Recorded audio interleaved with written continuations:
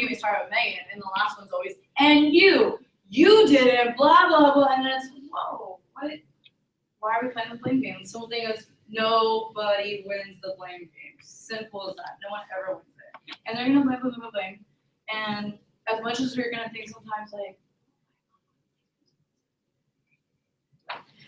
it's, you still have to hear them out. Sometimes there were mistakes made and such. They might have been, and you don't always know what perspective they're coming from. So maybe they had a really rough day to try to get to the place on time. Maybe they're up down to that, and maybe they were missing the flyer, they were missing the pylons, they were missing the trash can, whatever it was. Listen out. Make sure you understand. Like, okay, I will address those, but issues after this. But we do need to work on this one right now, and just hear them out. And sometimes it's just like they need a plan, and they just want to be heard out. Maybe you finally allow them to be that person you can talk to versus there. So that's where that blame game can work well, but it doesn't always. So next one is, remember you're only in charge of you and you alone. I say this because with the backlash, the blame game, do not take on their anger. Stay calm, keep it classy. The second you start hearing the blame game, then it's F this, S that, C word, B word, mother, whatever. That does not give you the okay to throw it back at them. Classy, stay calm. Just hear them out. It doesn't let you, all right, go ahead and say your words. I'm going to throw it back. Okay, how can we fix this? They might even storm off. Let them know. It's okay. And with that, you might get the run around too as well. It's just, oh my God, Tom, so bad. And seriously, like, oh my God, it's his fault. You guys, Tom helped me. And it was like, I did my shield on a lot. You guys, Tom yelled at me. Oh my God, it was ridiculous. You're gonna get that. And if you're the other brother and sister, had nothing to do with me hearing this, it's, oh man, that's too bad. But I mean, maybe it's a situation like, oh, I'm trying to calm down, but do not spread it. So that's where we want to keep it classy. And then do not allow them to stop you from addressing the issues. How many of us have some issue with confrontation? It always depends on the people, right? It could be your best friend, could be the person you least like, could be a family member. And we don't want to share like our issues or our secrets. Sometimes we need to go for it.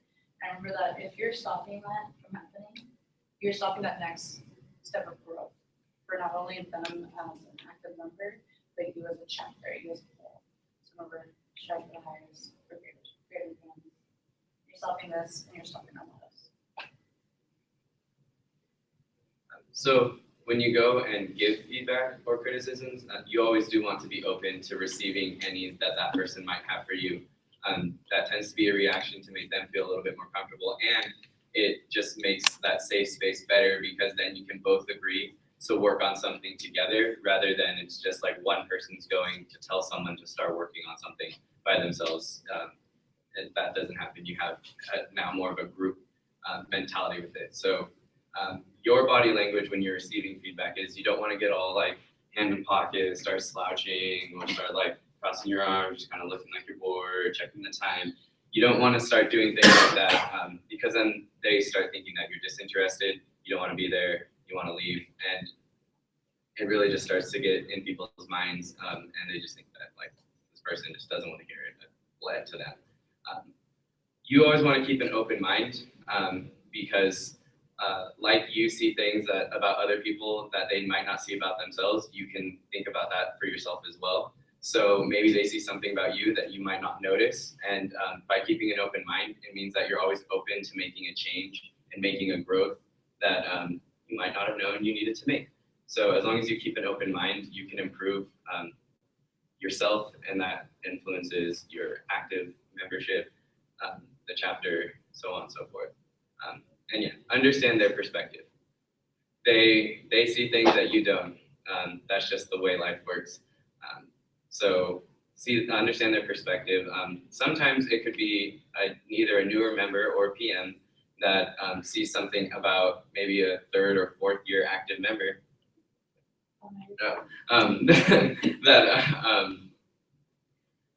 that they don't 100% feel comfortable talking to you. So maybe they're a bit more nervous when a PM goes and talks to that active. So as an older member, as a more experienced member, you want to understand that they're, coming out of their shell or things like that. So yeah, just understand that perspective has a huge influence in giving and receiving feedback.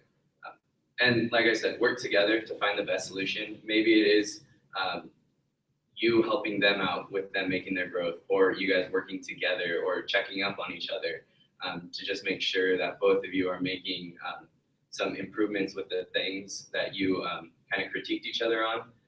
That way you don't feel like you're in it alone. And also so that someone can actually keep you accountable and make sure that you're on it and that you are working on making improvements little by little. And then always remember to thank them for their feedback, because like you, most likely when you're going to give feedback to someone, you only have their best interest and the organization's best interest in mind. So they probably have the same for you. So thank them, because overall, you welcoming that feedback will then help the organization grow, you grow, and everything just get better. So asking for feedback. So it's more of a group setting. This is for if you're going to do it in a meeting. So the one thing I think is totally fair you can do is a disclaimer. So right away, just be like, hey everyone, we're going to go over, let's say, search project we did this weekend. It's a big reception and such, and we want to get your feedback on it. And go ahead and right away just say, please, if you're going to say that it's, we want to do a constructive feedback. So if you're going to say that it's stupid, please explain why. And such. So you're going to get the answers of just, well, I thought it was, why do you think it was like, it just was. Okay, thank you. Next person. Grade 5 to 6 classes with that. Set a time for discussion and make sure that you're asking presidents if it's okay to take up the chapter meetings time, and along with your executive board sometimes as well. It's just a courtesy thing. Sometimes it can be as little from 5 to 10 minutes. If it's a big project, like an entire weekend, like we host a Winfest, lasts 3 days long, it might need maybe 20 to 25 minutes on it. And so with that, make sure to ask them like, hey, presidents, we need some time to talk about our service project because I want to get some feedback. That way you can get a heads up from the executive board, like, oh, actually, BPMs need to do a PME this week, and it's going to take up like half an hour. So you can work it out of whether you need to do it online then, or simply wait till the end, find ways to make it shorter, or even sometimes ask if they can move it to a week, to the next week. That way you can keep your stuff fresh and everyone's small. And then, of course, take your notes, analyze it, make it better for next time.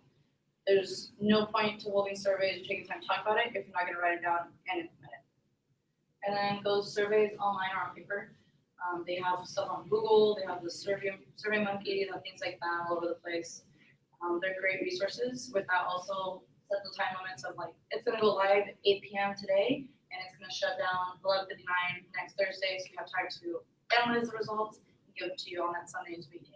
We can show you all of our change, what you guys thought, and put it in consideration for next year's plan. Cool. And then if you don't do it, just try to make sure how to post on Facebook, all that stuff. Anonymous.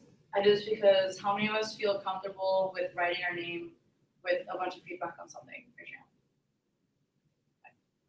So we have some kindness, we have some yeses.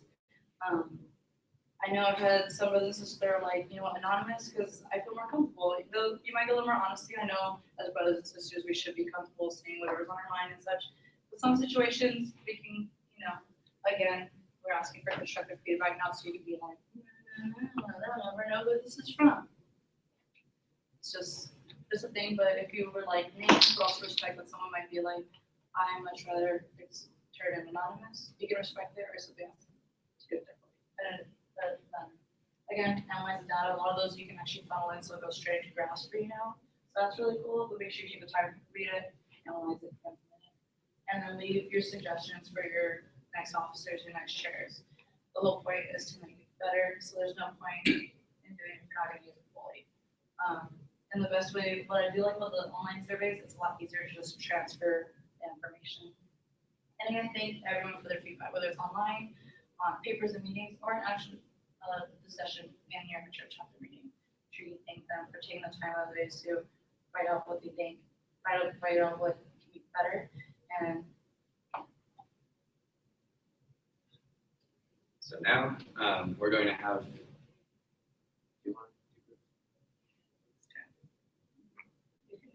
like 1, 2, and 3, Okay, so get into 2 groups of 5 each. You can do one down here and you have 3 over here. So we've prepared 4 different scenarios that we feel, or that we want you guys to get, tell us how you would go about talking to the individuals involved in the scenarios. So you guys will get 1 and 3, and then you 5 maybe need to get a little closer. We'll get 2 and 4. So scenario 1 is an active member attends meetings but rarely attends service events / fundraisers. How would you approach the situation? And then